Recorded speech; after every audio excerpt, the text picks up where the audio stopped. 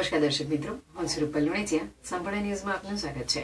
Deodar Thakor boarding છાત્રાલય ખાતે શનિવારના રોજ રમતો, માસ પીટી દાવ, લીઝિમ તેમજ ડમ્બેલ્સની તાલીમનું આયોજન કરવામાં આવ્યું હતું. આ આયોજન જીસીઆરટી ગાંધીનગર તેમજ જિલ્લા શિક્ષણ અને તાલીમ ભવન પાલનપુર દ્વારા આયોજિત કરવામાં આવેલ. દિયોદર બીઆરસી દ્વારા દિયોદર તાલુકાના પ્રાથમિક શિક્ષકો તાલીમમાં ઉપસ્થિત રહ્યા હતા.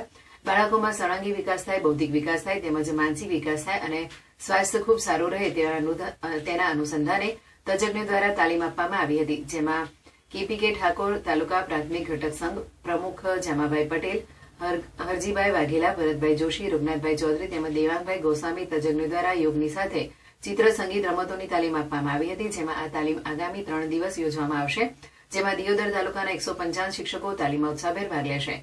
આ તાલીમનો મુખ્ય ઉદ્દેશ યોગ થકી સ્વાસ્થ્ય સારું રહે તેમજ કસરત દ્વારા શરીર તંદુરસ્ત બને તે હેતુથી આ તાલીમનું આયોજન કરવામાં આવેલ છે.